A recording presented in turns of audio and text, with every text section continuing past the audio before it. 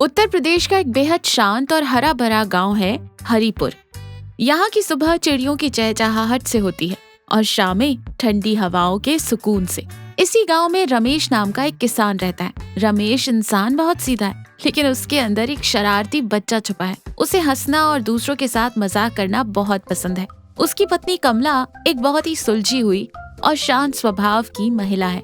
वो रमेश की हर शरारत को एक हल्की सी मुस्कान के साथ संभाल लेती है।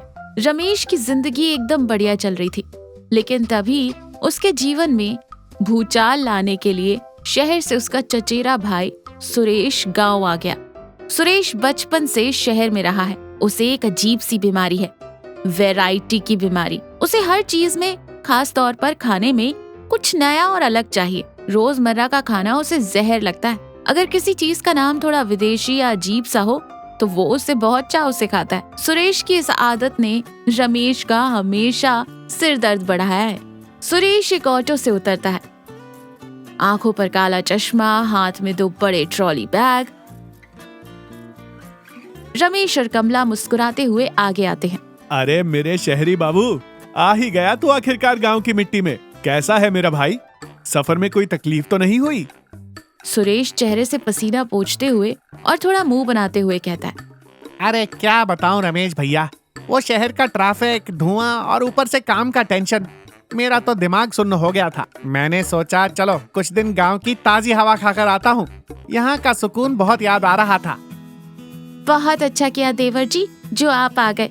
आपका ही घर है, जितने दिन मन करे रहिए। जाइए हाथ मुंह धो लीजिए। मैं आपके लिए बढ़िया गर्मा गर्म आलू गोभी की सब्जी, दाल तड़का और देसी घी लगी रोटियां लाती हूँ। आलू गोभी और दाल? भाभी जी प्लीज बुरा मत मानिएगा, लेकिन ये दाल, रोटी, गोभी ये सब तो मैं शहर में रोज खाता हूँ। मेरी तो जीभ का स्वाद ही मर गया है ये सब खा खा कर। तो फिर क्या खाएंगे आप? मैं मटर पनीर बना दूं या फिर कढ़ी चावल? सुरेश हाथ जोड़कर कहता है। नहीं भाभी जी, मुझे कुछ वैरायटी चाहिए। कुछ ऐसा जो मैंने आज तक न खाया हो, जिसका नाम सुनकर ही रोंगटे खड़े हो जाएं। कुछ ऐसा जो एकदम हटके हो, मतलब फील आना चाहिए कि कुछ एक्सक्लूसिव खा रहा हूँ। रमेश मन ही मन कुड़ते हुए कहता है, ये अपनी नौटंकी से बाज नहीं आएगा। अच्छा बेटा, तुझे एकदम हटके वैरायटी चाहिए, विदेशी नाम वाली? सुरेश उत्साह से कहता है। हाँ भैया, कुछ एकदम नया, वरना मैं तो भूखा ही सो जाऊंगा, लेकिन वो बोरिंग खाना नहीं खाऊंगा।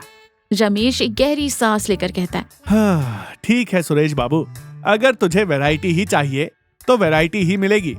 आज तो तू भाभी के हाथ का बना खा ले, कल रात को तुझे मैं ऐसी चीज खिलाऊंगा जो तूने सपने में भी नहीं सोची होगी। लेकिन बाद में मत कहना कि रमेश भैया ने क्या खिला दिया। सुरेश हंसते हुए कहता है। अरे आप इंतजाम तो करो, मजा आना चाहिए बस। दूसरा दिन सुबह का समय। रमेश सब्जी मंडी में खड़ा है। उसका चेहरा बहुत तनाव में है। वो सोच में डूबा है कि सुरेश को ऐसा क्या खिलाएं कि तभी उसका पक्का दोस्त दीनानाथ वहाँ आता है। दीनानाथ गांव का सबसे बेहतरीन रसोइया है। काहो रमेश भैया, काहे इतना टेंशन में लग रहे हो? माथे पर इतनी लकीरें क्यों हैं? भाभी जी से झगड़ा हो गया क्या? अरे नहीं यार दीना, वो मेरा चचेरा भाई सुरेश आया है शहर से। अरे कमी नहीं, वो खुद एक कमी लेकर आया है। उसे सादा खाना पचता ही नहीं है। उसे खाने में वैरायटी चाहिए, कुछ अनोखा, कुछ ऐसा जो उसने कभी ना देखा हो। अब मैं यहाँ गांव में उसे कौन सा इटालियन या चाइनीज खाना लाकर दूं? मेरा तो दिमाग ही काम नहीं कर रहा। अरे यार, इतनी सी बात के लिए तू अपनी जान सुखा रहा है। शहर वालों को बेवकूफ बनाना बहुत आसान होता है, बस नाम भारी होना चाहिए। मतलब मैं समझा नहीं, तू कुछ ऐसा बना सकता है क्या? रमेश के कान के पास आकर धीरे से कहता है। एक काम कर, आज रात को उसे मटन चुस्ता खिला दे। मटन चुस्ता? ये कौन सी चिड़िया का नाम है भाई? मैंने तो आज तक नहीं सुना। अरे ये बिहार की बहुत मशहूर डिश है। यहाँ अपने इलाके में किसी को नहीं पता। इसका स्वाद इतना जबरदस्त होता है कि आदमी उंगलियां क्या पूरी प्लेट चाट जाए। और सबसे अच्छी बात, यह दिखने में बहुत ही अजीब, गोल मटोल और भयानक सा लगता है। तेरे भाई को तो अनोखी चीज चाहिए थी ना। यह डिश देखकर उसका दिमाग हिल जाएगा। रमेश फिर चेहरे पर एक बड़ी सी शरारती मुस्कान लाते हुए कहता है। दीना, तू तो मेरा सच्चा दोस्त है। तू बस आज शाम को मेरे घर आ जा। ये मटन चुस्ता तू ही बनाएगा। मैं उस सुरेश के बच्चे को ऐसा विदेशी नाम बताकर खिलाऊंगा कि उसकी ये वैरायटी की बीमारी हमेशा के लिए दूर हो जाएगी। रात का डिनर। डाइनिंग टेबल पर खाना लगा है। सादे खाने के बीच एक बड़ा सा बर्तन रखा है जिसे एक प्लेट से ढका गया है। उस बर्तन से बहुत ही तेज और मसालेदार खुशबू आ रही है। सुरेश की नजर उसी ढके हुए बर्तन पर टिक जाती है। हाँ, रमेश भैया, ये खुशबू तो दिमाग खराब कर रही है। क्या है इस बर्तन में? जल्दी ढक्कन हटाइए ना। सब्र कर सुरेश, ये कोई ऐसी वैसी चीज नहीं है कि ढक्कन हटाया और खा लिया। इसे खाने के लिए जिगरा चाहिए। जिगरा? क्यों भैया, ऐसा क्या है इसमें? ये मैंने एक खास शिकारी दोस्त से मंगवाया है। ये अफ्रीका के घने जंगलों में पाया जाने वाला एक बहुत ही खतरनाक जानवर है। इसे पकड़ने में लोगों की जान चली जाती है। इसका नाम है जुम्बा कुम्बा। कमला चुपचाप खड़ी है। वो रमेश के नाटक को देखकर अपनी हंसी रोकने की कोशिश कर रही है। क्या? जुम्बा कुम्बा? अफ्रीका से? भैया, आप मजाक तो नहीं कर रहे? अरे, इसे इंपोर्ट करवाने में मेरा आधा खेत बिकने की नौबत आ गई थी। तूने ही तो कहा था कि कुछ ऐसा खाना है जो कभी ना खाया हो। इसे खाने के बाद इंसान के अंदर एक शेर जैसी ताकत आ जाती है। कमला धीरे से बर्तन का ढक्कन हटाती है। अंदर गाढ़ी ग्रेवी में डूबा हुआ मटन चुस्ता रखा है। वो सच में दिखने में बहुत ही अजीब, मुड़ा तोड़ा और अजीबोगरीब आकार का है। सुरेश उसे देखकर एकदम सहम जाता है। भैया, ये दिखने में तो बड़ा भयानक लग रहा है।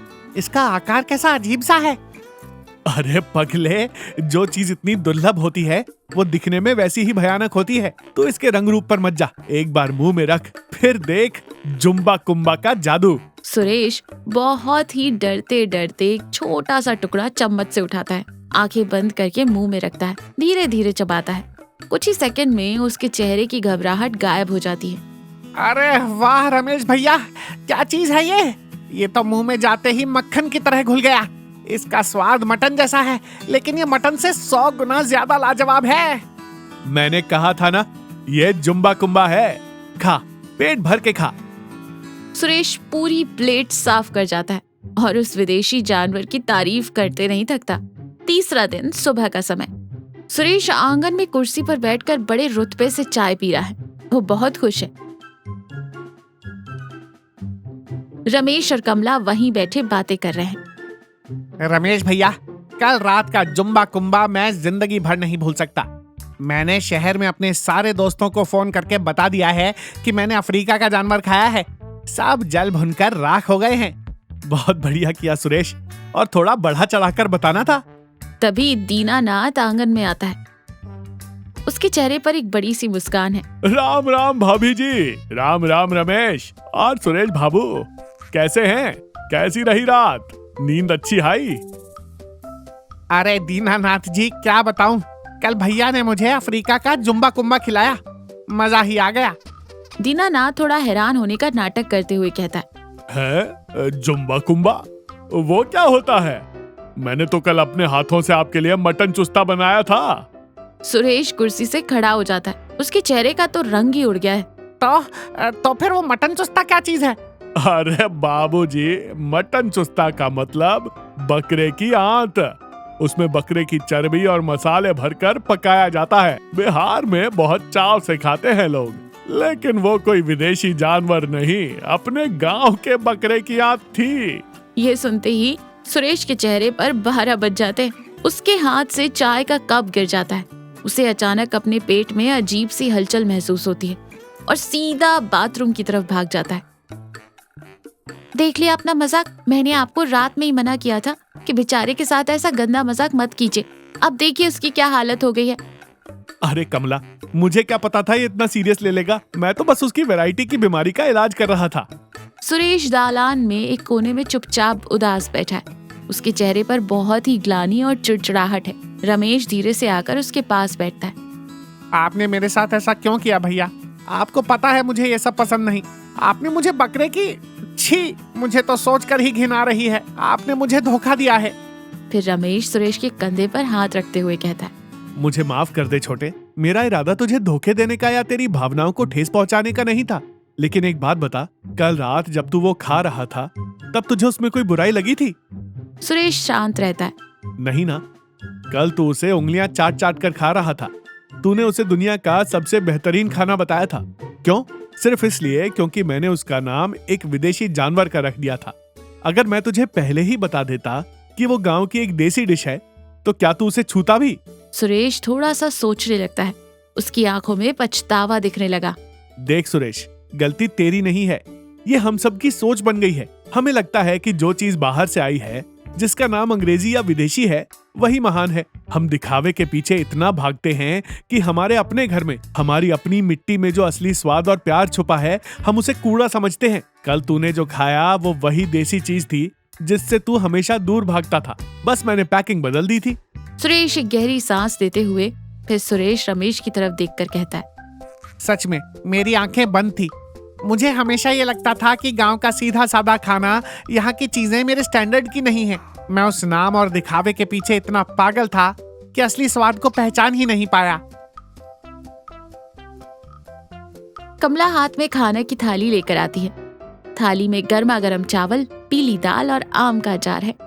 सुरेश के अंदर जो दिखावे का भूत सवार था, वो रमेश के इस छोटे और मजेदार मटन चुस्ता वाले मजाक से हमेशा के लिए उतर गया।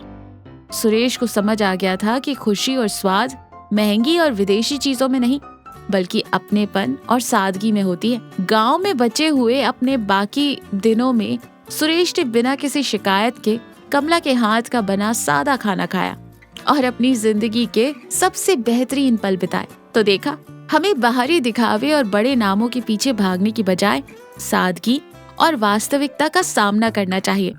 हमारी अपनी मिट्टी और संस्कृति में जो असली गुण छुपे हैं, उन्हें पहचानना और उनकी कद्र करना ही समझदारी है।